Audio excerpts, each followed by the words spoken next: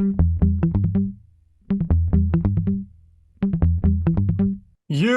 know, right. A podcast that uncovers the origin stories of some of the biggest names in sports, media, entrepreneurship, entertainment, and so much more. Nick Durst here, along with Joe Calabrese. And Joe, our guest today, is used to turning out the lights, but on our show, it's all about lights, camera, action. Love it. Great intro. Yeah, he's a former All-Pro NFL linebacker, Rookie of the Year, no big deal. He's also a huge mixed martial arts enthusiast. He's the founder of the Lights Out brand and now Lights Out Extreme Fighting, which can be seen on Fubo Sports. We're so pumped to have him on. Lights Out is here with us. We welcome to the program Shawne Merriman. Shawne, how you doing today? What's up, guys? How you doing? That was a hell of an intro just down that you pulled off there. So I gotta use that one day myself. Yeah, so anybody who's listening, go watch the intro. All right, we turn the lights out for Shawne. But Shawne, thanks for coming on with us. We met you last fall at Grimaldi's in Las Vegas, and Joe's seen you recently. But great story about what's going on right now. We're gonna get to Lights Out Extreme Fighting later on, but for you, where it all started here back in high school, you were a beast in Maryland at athletics. When did you realize maybe you had a chance to potentially go to the NFL? And did you ever consider maybe playing college hoops? I know you were top 5 defender in DC and the Maryland area. Yeah, man. Funny story is I actually started out playing basketball first, and I kept following out all the basketball games. And my coaches, they say, you know what, we got a sport where this is accepted, and I think you're gonna do extremely well. And so they sent me to the football field. And at the time, I never watched football, barely watched it on TV. I was like 11 years old, I think, and didn't know what to do. And the first day of practice, all my coach did was say, you know what, that guy right there, pointed him out, go hit him, go tackle him. That was it. And that was all I needed. And so, yeah, man, I was, top 5 in defenders in the county, PG County, Maryland, all state. And I did want to try out for the basketball team in Maryland. Gary Williams and those guys, they wanted me to try out. I was playing all season rec ball with the team. The team went back and told Gary Williams that I can play, and they wanted me to try out. The head coach wasn't about to let it happen. So he told me, look, you're a football player. You're playing with us, and that was it. So you got recruited by Maryland. You're a DMV guy. That's the dream over there. What other schools were you recruited by? Was there another decision, or was Maryland always going to be the school? And you studied business in Maryland. So what was it like studying business at the school? Well, it was kind of crazy. So I was recruited by most of the bigger schools in the country. And I grew up in PG County, Maryland, a little bit outside of Washington, D.C. area. And I wanted my friends and family to watch me play. That's really what it came down to. Miami was there, Florida State was there, USC was there, Alabama was there, you name it. And I just chose to go to Maryland because I felt like I wanted to play in my own backyard. I wanted my high school teammates, everybody who kind of watched me come up, I wanted them to be able to come to the games. So that was my decision. But man, let me tell you, I didn't take any visits because I was smart. So I know if I took a visit to Miami, my mind could have changed a little bit in that. But I'm glad that I went to University of Maryland. It'll always be home to me. How do you think things would have been different for you if you were in this era now with the NIL stuff and people were like, "Hey, come to USC. We'll give you $2 million." It'd be hard. It'd be hard to turn down that kind of money. But I think ultimately, it was more like a family situation, right? So it wasn't, the money didn't matter as much. I knew that at some point in time after my freshman year that I was going to go be a high draft pick. I remember the first Mel Kiper, top sophomores coming up, about to be juniors. I was listed up there. So I had a pretty good inkling that, I was going to be drafted pretty early in that situation. So the money wouldn't have been as big to me right then because I was only a couple of years away from getting it anyway. Right. But I would say this, man, we grew up, very poor. We were homeless multiple times. And so that would have been difficult to turn away that kind of money because I know it would have helped me and my family and people around me a lot. Ultimately, there would have been no way I would have still left Maryland because I knew at some point in time I was going to be drafted early. I was fortunate to have that opportunity to do that. So what was the whole combine process like? Did you ever get in your head about that, or was it like stress-free for you? And then you got drafted by the Chargers. Did you know going into the draft, like, okay, I'm probably going to go in this range? And do you ever look back and say, you know what, no matter what, you can always say I was drafted ahead of Aaron Rodgers? Hey, look, the way they had the camera in Aaron Rodgers' face, that the entire draft is the reason why I actually didn't go to the draft when I got invited, because I didn't want to sit there and possibly slip out of the top 15 or top 20. And then back then, remember, each draft pick took about 20 or 30 minutes, right? I mean, it was a long draft process. And so, for me, I knew I was going to be drafted anywhere from 3 to 15. Because that's where my draft grade came back at. And that's the reason why I ended up leaving University of Maryland early, because I knew that draft, that draft scale was there. But look, man, if you drafted in the first round, no matter what, I mean, I'm looking back on it now, and I'm sounding a little bit, ungrateful that, you go to the 23rd pick in the first round. You're drafting in the first round, don't get me wrong. But I always felt that I was somewhere between that 3 and 15 range anyway. Yeah, for sure. And now the draft, thankfully, is much quicker. It's still really hard to watch, but it used to be like, all right, 20 minutes, the first team's on the clock. Why is it taking 20, 30 minutes? You knew who you're taking. You guys working out but back when you were there, the contracts were different. It wasn't all set like it is today with the CBA. Oh, it was completely different. Right now there's a sliding scale basically where you picked at. Back then it was more of who your representation was, what team were they negotiating with, because that was going to depend on your contract, what happens. And that number 3 guy is sitting around waiting on the number 2 guy, and number 4 guys waiting on number 5. So everybody was waiting to see who was getting what, so they can kind of what we call one up, right? So if a guy got 10 million, you want 11 million, right? The guy got 11 million, you want 13. So it was back then, it was completely different. But I'm glad now it's the way it is, because I believe that some of these guys need to come and prove themselves first, right? They're getting this big boatload of money, didn't do anything on the field just yet. So I'm glad that the rules have kind of changed in how they go about it. So you go from Maryland, you're at home, you're dormant in Maryland. Probably not the best food options, especially nutrition wise. Now you're in the pros here. You show up for your first, rookie camp, a training camp. What was the food like at the facility? And let us know your routine eating wise on game day. Well, they still had healthy stuff. I just wasn't eating it. So, when you grew up, Maryland and my family, they're basically from the South, from South Carolina. So they all the Southern food, the grease, the salt, the everything else. I think probably my 3rd or 4th year, I got better with my dieting, right? And meal plans and that type of thing. But let me tell you, man, I used to eat Papa John's pizza and eggnog on Christmas, man, like whole, large pizzas by myself.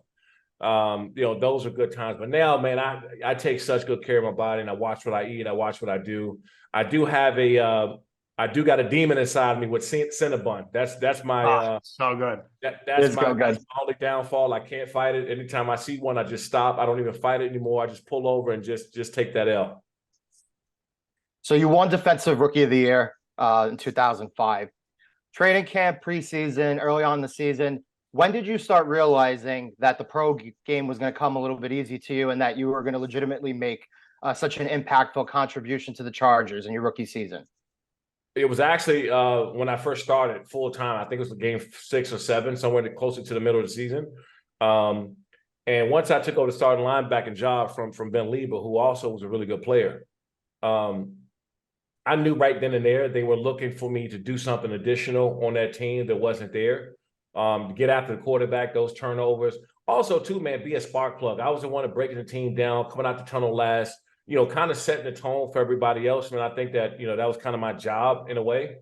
Very, very few people can do that, because it has to be natural, right? You don't want to be the fake hype guy, the fake rah-rah guy and get everybody going. And you're not like that. And me normally, naturally, I was just that guy.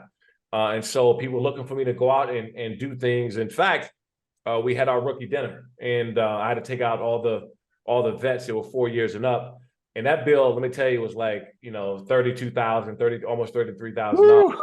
Oh, But man. at the end of that dinner, what was pretty cool was LaDainian Tomlinson stood up on the table and said how much the team was going to need me to come in and play and help them turn things around.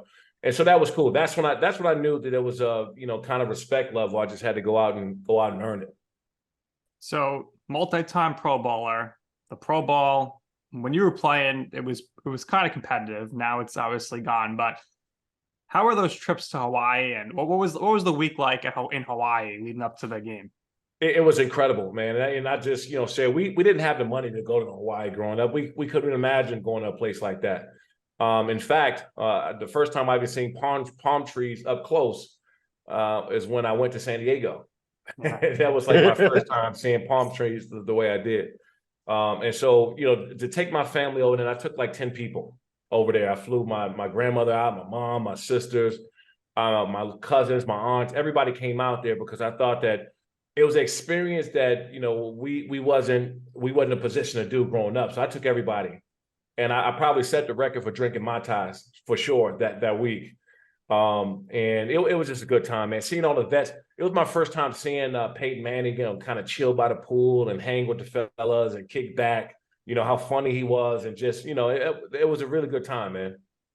So when I think about the best dynasties that never was, obviously the Bills and you guys, I think you guys had the most talented roster in modern football, I would say. And a lot of times, for some reason, we see Phillip Rivers, he gets a bad rep in the clutch games. I mean, this guy's playing hurt all the time. So for you, when you look back on that time, obviously with him, LT, as you mentioned yourself, and all these stars, how do you remember those times now? And how crushed are you that there's no more football in San Diego? Well, first and foremost, you're right, man. I was watching NFL films the other day, and they pretty much said that we were the best team of the decade, even though we didn't win a championship. And trust me, that still hurts. I don't care how long you're away from the game, and especially when I go and do these other sports shows, and you got guys there, and they're sitting on there with their rings on, and they talk about championships. You just want to knock them over the head at the desk. So. But it was great times, man. And the further you get away from the game, the more you start appreciating them. Because when you're there, especially when I was drafted at 20 years old, playing at 21, everything's moving so fast, right? And now I look back now when I walked into the locker room with LaDainian Tomlinson, Antonio Gates, Phillip Rivers, Lorenzo O'Neal, Jamal Williams. I mean, Keenan McCardell was at wide receiver. It was loaded. And the teams that we had. And so now I can appreciate it, that I got a chance to experience that. But let me tell you that no championship still burns, and of course, man, I miss San Diego will always be home for me. In fact, I'm there like once twice a month.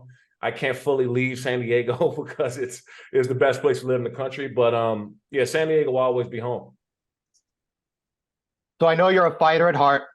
Did you ever consider putting somebody through a table when you were playing in Buffalo during the latter portion of your career? What was it like playing in front of Bill's Mafia? Oh, it was next level. And in fact, because I didn't want to go there originally, I was scratching and screaming, not because of the city of Buffalo, it's because they, on record wise, they wasn't a really good team. And so I wanted to go somewhere where I was going to possibly get a chance to win a championship playing a really good team. But when I got there and I seen, the fans and how they treat you and watching the games, how it would be freezing outside and 12, 20 degrees, whatever it was, and they no shirts and screaming, and we might not have been that great at the time. And so it was an experience that I'm glad that I got an opportunity to see, because we have fans in San Diego, but we also won a lot of games, right? I mean, so it's easy to go and support the team when they're kicking everybody's butt. But it's hard to support when your team is not that good, and they just love you to death. In fact, man, they treat you like a second or third cousin in Buffalo. Like, they'll see you on the street. Normally, and when I'm on the West Coast, people ask for pictures and everything else. Out there, man, they kind of throw you the deuces and say, "Hey, what's up, lights?" and keep walking. Like, they knew you for 20 years. So I always thought that was pretty cool. So you started using the Lights Out moniker. It was your nickname at Frederick Douglass High School. You eventually turned it into a brand and a charity with the Lights On Foundation. So describe that process to us. Yeah. So, I got the nickname when I knocked out 4 kids in one game my sophomore year in high school at Frederick Douglass High School. And, I kind of it took a turn of its own, because when I went to University of Maryland, we started having those bigger games on ESPN and ABC, and we started to really get out there, and that Lights Out name kind of had a national platform. And so I ended up, launching Lights On Foundation, my charity co-drive at the University of Maryland, because as we talked before, man, I was left a couple times homeless. We lost our house, our place due to fires, and we couldn't afford to go and get another place. And so we slept in cars, we slept in shelters, we slept, churches, you name it. And so for us, it was a tough time. So I figured that I have this name, I got this platform, people are starting to know who I am. And so how can I use that to, bring attention to people who need help? That was the first thing I was thinking. I said, well, people know who I am now. Like, let me see if I can do something to kind of put this thing to use. So my first year at the University of Maryland, I had the Lights On coat drive. I was expecting 100 coats. Like, if I get 100 coats, I'm thinking like that's 100 people that's warm this winter. Man, we got over 3,000 coats the first time out. And that's when I knew, I said, okay, this is important. So I just finished up this last year, my 20th annual winter coat drive at the University of Maryland. And so I still see some of the people when I first started coming back there, and they got kids now, gray hairs. I'm like, man, what? I'm getting old as hell, right? But it was pretty cool. So hopefully I can keep that going, man. And one day my son and my kids, whoever, they'll take that on and continue when I'm not here. So when would you say that you realized that you got this big platform from playing in the NFL, and you could utilize that for good or for business purposes post-career? Because a lot of players, it seems like that doesn't hit them till after they retire. You seemed very like a forefrontal thinker here, thinking ahead, and you maybe knew ahead of time while you were playing, let me think about the future here. So how did that process work for you? Yeah, man, I've always been very proactive, right? To play in the NFL is the biggest platform. You got to be, it's a privilege to play there. It's the biggest sport we got in this country. Everybody's tuning in to the Monday night, Sunday night footballs, now the Thursday night games. I mean, people are watching. And so that's kind of a privilege to be able to do that. So I just started putting things to use, man, and really getting my mindset to what's going to happen to me when I'm done, right? What do I want to be? What do I want to do when I'm done with this game? I wanted to be done with the game, and the game not done with me. And so I started to be very proactive in launching Lights Out Extreme, Lights Out clothing line. I had a bunch of Lights Out brand stuff going. I was selling in a bunch of big retail stores, including stores like Tilly's and DTLR. Was selling, I think, in over 300 stores in the country. And so, I've always kind of been ahead of it. And so obviously playing in the NFL was a priority, but I knew at one day in time, this game was going to be done with me, and I wanted to be done with it first. And that's why I was kind of ahead of the game and getting, the Lights Out brand out there. So growing up, were you a fan of wrestling? And ultimately, how did you get in contact with WWE to start doing some stuff with them? Because everyone thinks, oh, Pat McAfee, the first guy coming from the NFL to do it big, but you were there a decade before him. Yeah, it was crazy because Triple H, Paul over there, Yeah. they were doing a big event in San Diego, and obviously it's my backyard. I played there, and they wanted me to be a part of a show. And so I came out, I jumped, and I think it was Chavez who I jumped. I hit out with a bamboo stick. The crowd went crazy, did the Lights Out dance. It was super, super cool. Like, everybody was into it. And after that, that's when we started to have conversations that when I retired, that I was going to the WWE.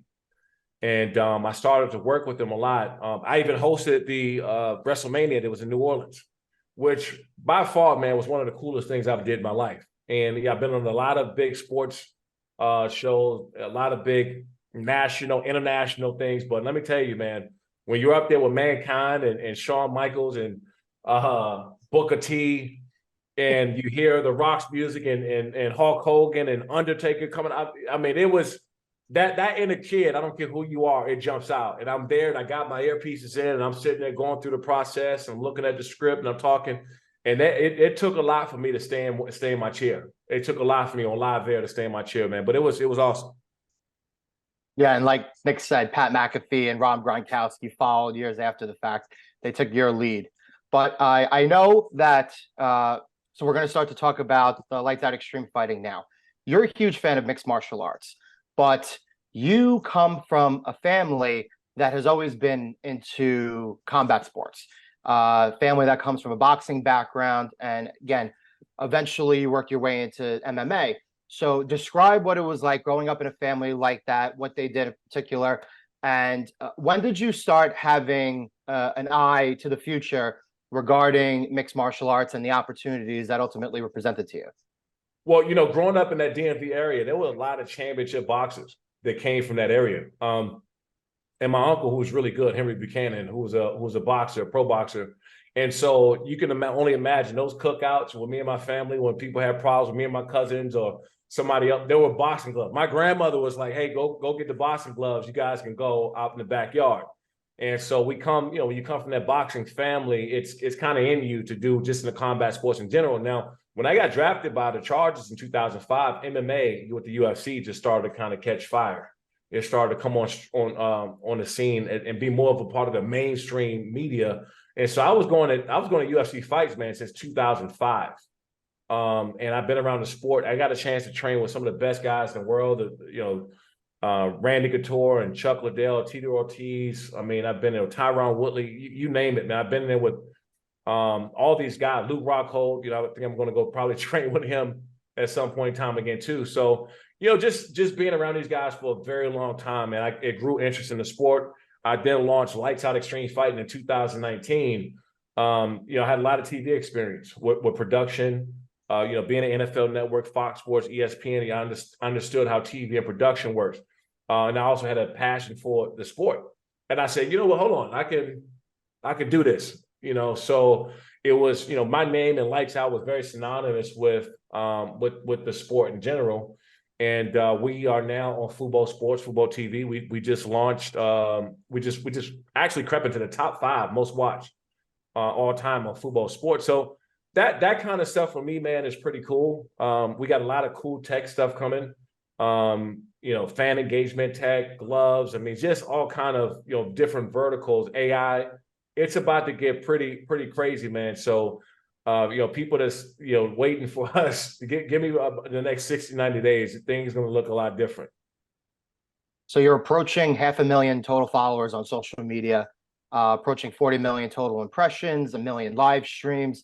You can go to the Fubo Sports YouTube channel and watch prior events, right?